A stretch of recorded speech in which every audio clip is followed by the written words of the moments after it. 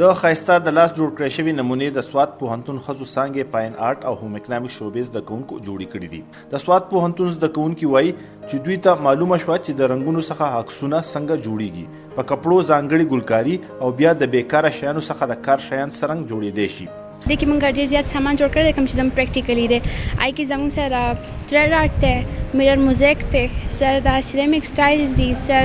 Dry flower arrangement थे, मंगा जमून फ्रेंड्स په شریکه جوړ کړی دي. مونږ لکه لګ راتلو مونږ دون نه پوهیدو چې دا لکه دا کلر د سره کول غواړي، کم تھریډ په صحیح یوز کول غواړي، ځکه چې ډېر شي تھریډز دي لکه اوس که په کور کې څوک یوز کوي نو هغه داسې وي چې لکه اکثر دا تھریډ کلر پرېږدي یا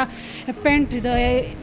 او واټر او اویل پینټ چې هغه مکس ولګوي نو هغه بیا چې دی نو هغه ګډوډي پینټینګ نو. د نندارتون تابع کوونکي استاذه او د هوم اکنامک شوبې مشره زیاتوي چې دوی د زده کوونکو جینکو پټ هنرونه برسېره کولو هڅې کړي چې وروسته ځان ته خپل روزګار هم جوړولی شي. د ښځو لپاره وړاندې تلل نن سبا ډیره مشکله ده، نو موږ یوه داسې موقع دوی ته ورکړه چې د بهر او نږدې خلک راشي، دوی ستاینه وکړي او دوی ته وړاندې تلو توان جوړ کړی شي.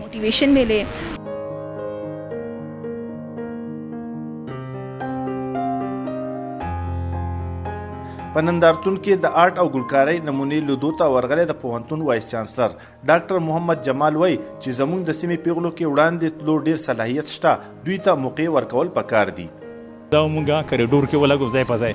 نو دا به یو انکریجمنټ ورشي، نو دا نوې هلکانو دپاره به هم یو انکریجمنټ وي چې یو فیمیل دومره زبردست کار کولی شي، مونږ هم څه کار کولی شو. نو دا مونږ کوشش دی چې مونږ سټوډنټانو حوصله افزایي وکړو. د پوهنتون مشران وایي چې دوی هڅه کوي چې د فاین آرټ او هوم اکنامکس زده کوونکي د مارکیټ سره معرفي کړي چې دغه رنګه د لاس جوړ کړی شوي شیانو څخه مالي فایده هم پورته کړی شي. نیاز احمد خان، مشال ریډیو، سوات.